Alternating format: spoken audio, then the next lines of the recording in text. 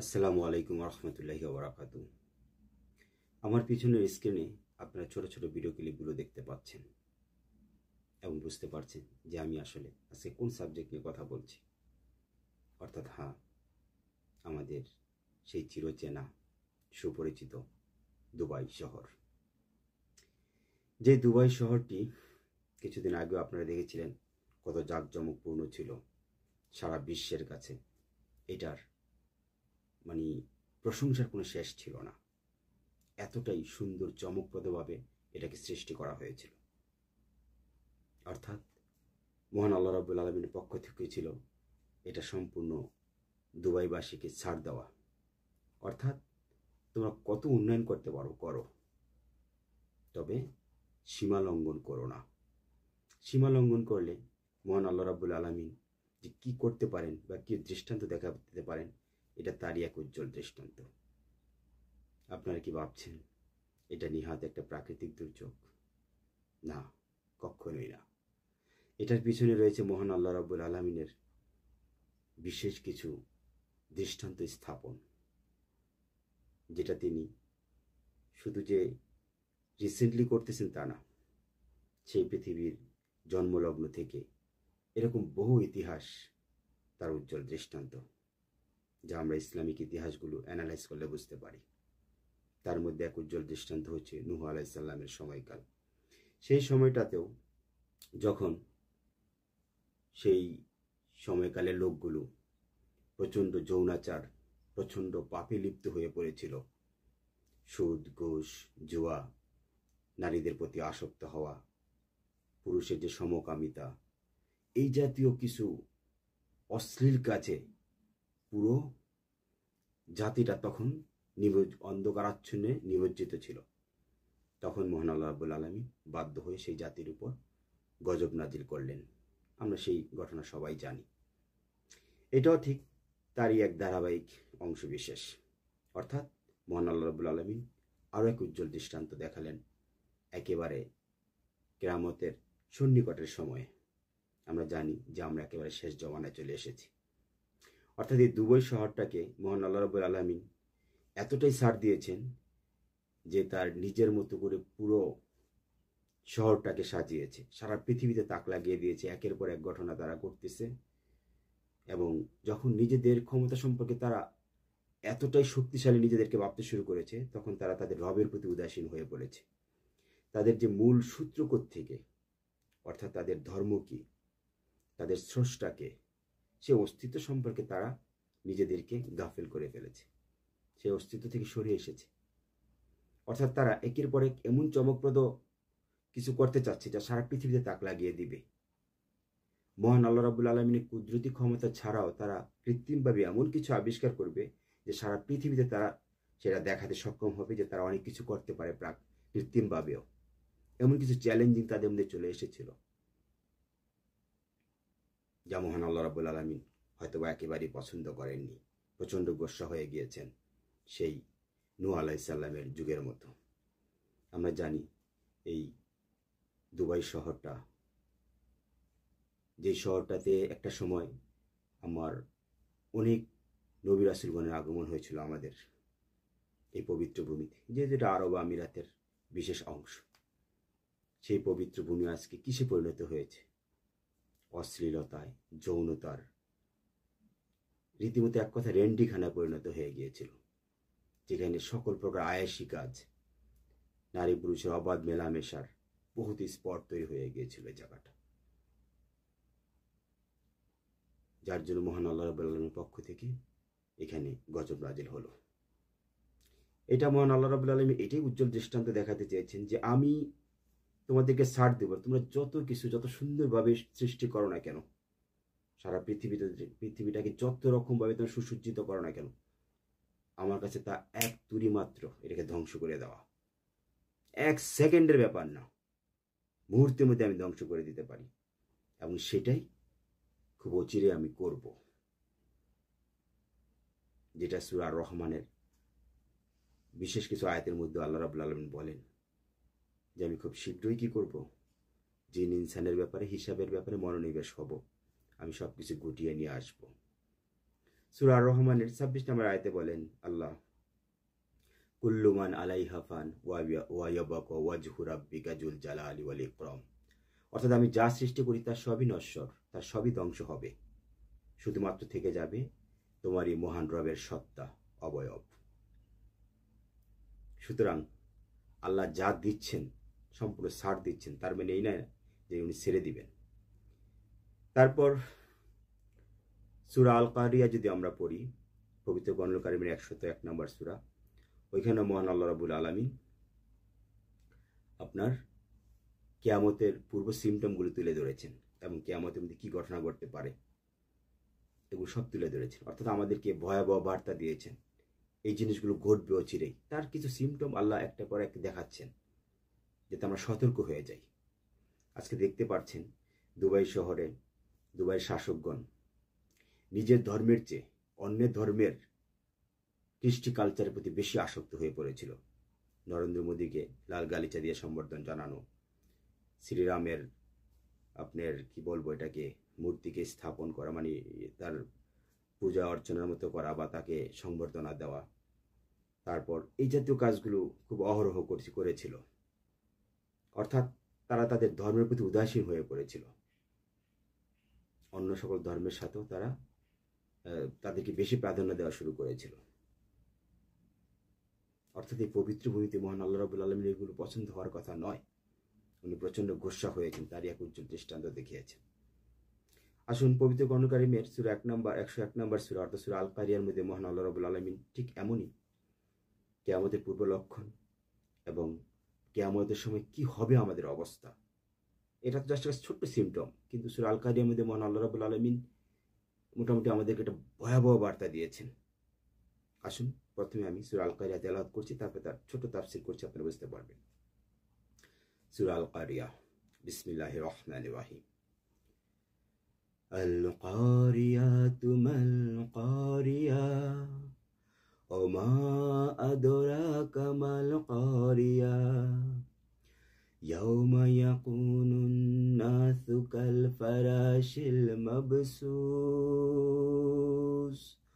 وتكون الجبال كالإهن المنفوش فأما من ثقلت موازينه فهو في عيشة راضية وأما من خفت موازينه فأمه هامية ওমা আদরাকা মা হিয়া নারুন হামিয়া। এখানে মহান আল্লাহ রাব্বুল কি বলেছেন প্রথম থেকে শেষ পর্যন্ত যদি আমরা তাফসীর করি খুব সংক্ষিপ্তভাবে, প্রথমে মহান আল্লাহ রাব্বুল আলামিন ঘোষণা দিলেন যে এক ভীতিকর শব্দ হবে, অর্থাৎ কিয়ামতের ঠিক পূর্ব মুহূর্তে এক ভয়ঙ্কর শব্দ হবে। তারপরে আয়াত আল্লাহ বলেন যে কি করে তোমাকে বোঝাবো সেই ভয়ঙ্কর শব্দটা আসলে কেমন হবে, কতটা ভয়ঙ্কর হবে, যা হয়তো আমরা কল্পনা করতে পারি না। তারপর মহান আল্লাহ রাব্বুল আলামিন বলেন সেই সময়টাতে প্রত্যেকটা জিন ইনসান তারা হবে কি আপনার এই বিক্ষিপ্ত পতঙ্গের মতো উঠতে থাকবে। আমরা জানি বিক্ষিপ্ত পতঙ্গ কিভাবে উঠতে থাকে এলোমেলোভাবে, তখন মানুষগুলোর অবস্থা হবে এমন। তারপর মহান আল্লাহ রাব্বুল আলামিন তারপরে আয়াতে আরো বলেন যে পাহাড় পর্বত এগুলো চূর্ণ বিচূর্ণ হয়ে যাবে, ধূলিকণার মতো উঠতে থাকবে, ধূলি পশমের মতো উঠতে থাকবে সেই সময়টাতে। তারপর মহান আল্লাহ রাব্বুল আলামিন আরো বলেন যে যাদের আমল নামা ভালো হবে তারা কত না সৌভাগ্যবান হবে, অর্থাৎ তারা এগুলো কোনো টেরই পাবে না, তারা মহান আল্লাহ রাব্বুল আলামিনের ভালো একটা স্থানে থাকবে, খুব শান্তিতে থাকবে। আর যাদের আমল নামা অত্যন্ত খারাপ হবে তাদের অবস্থা হবে অত্যন্ত ভয়াবহ, প্রচণ্ড শাস্তি। তারপর আল্লাহ রাব্বুল আলামিন আরো বলেন যে জাহান্নাম হাবিয়ার কথা তুলে ধরেন, যেখানে এই যারা জাহান্নামী হবে তাদেরকে সেখানে নিক্ষেপ করা হবে। তখন আল্লাহ বলেন যে তোমাদেরকে কি করে বোঝাবো জাহান্নামের হাবিয়াটা আসলে কেমন হবে, কতটা ভয়ঙ্কর হবে। এটা হচ্ছে এক প্রজ্বলিত আগুন যেখানে জাহান্নামীদেরকে নিক্ষেপ করা হবে। সূরা আল কারিয়ার মধ্যে মহান আল্লাহ রাব্বুল আলামিন এই তথ্যগুলো তুলে ধরে।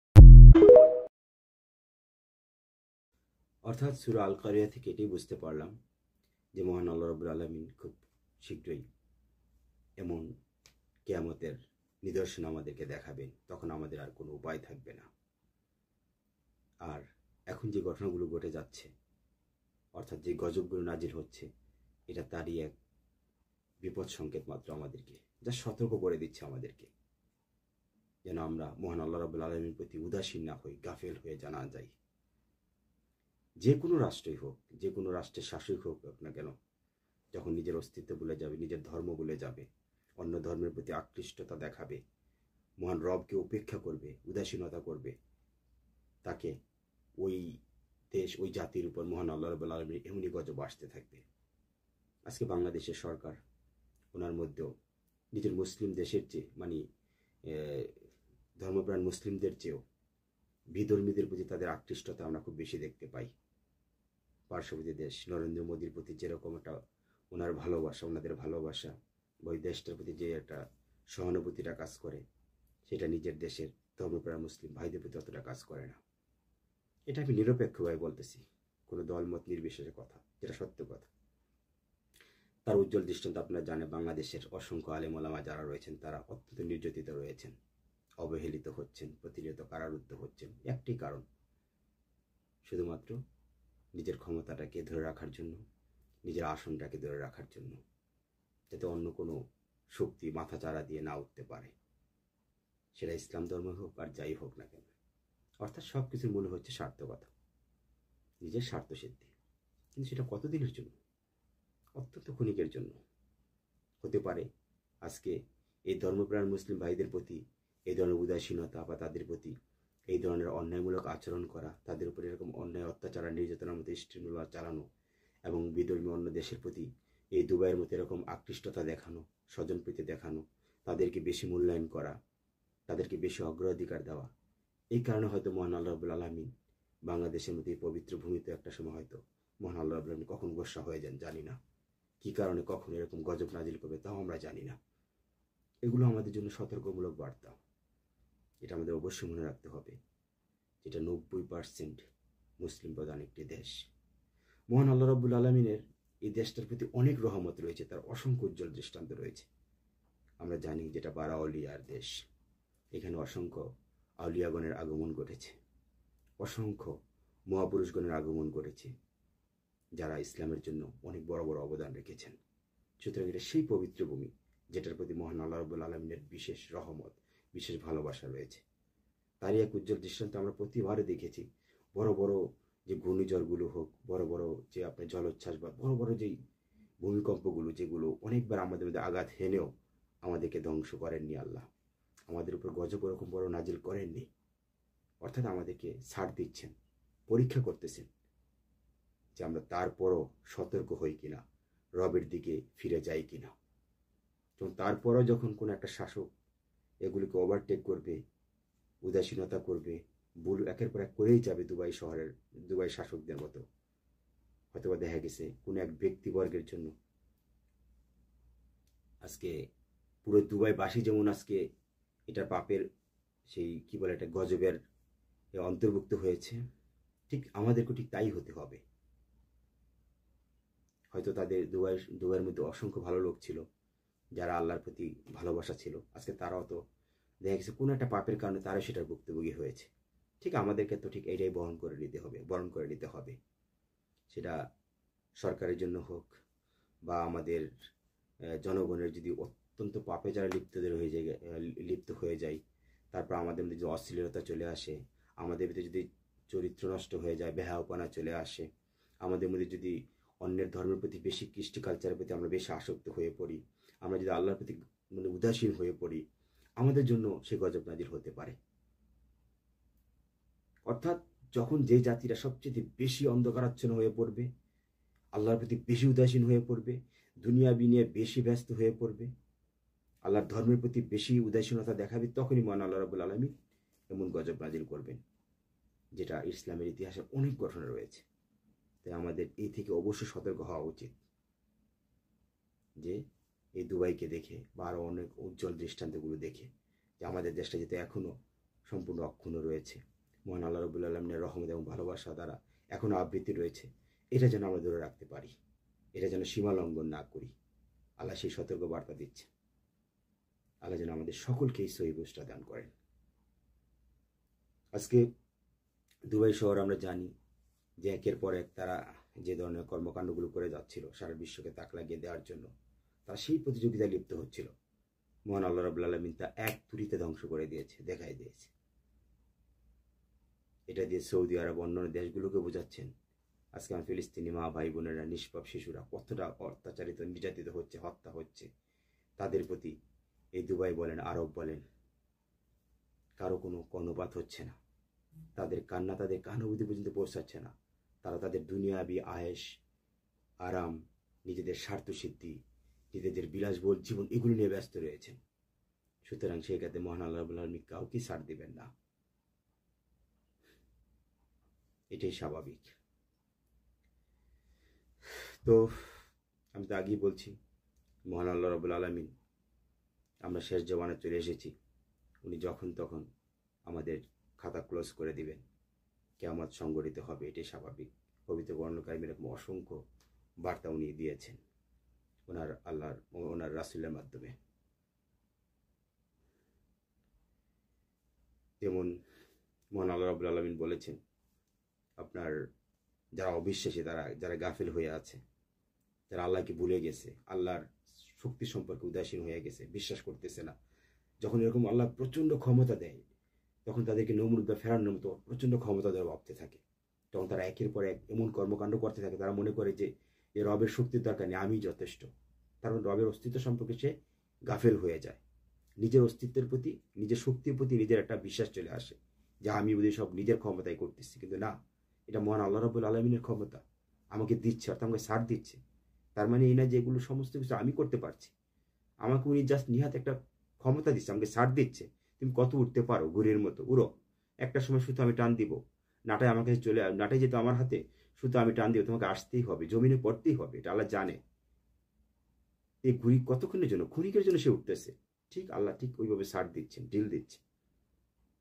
ওই সকল অবিশ্বাসীদেরকে মহান আল্লাহ রাব্বুল আলামিন চ্যালেঞ্জ ছুড়ে দিয়েছেন সূরা আর রহমানের আপনার 33-34 নম্বর যে আয়াতটাতে, যেখানে মহান আল্লাহ রাব্বুল আলামিন বলতেছে যে ওই সকল অবিশ্বাসী, তোমরা যদি এতই ক্ষমতাবান ভাবো নিজেকে, তাহলে পারলে তোমরা দেখাও আমি যে আমার একটা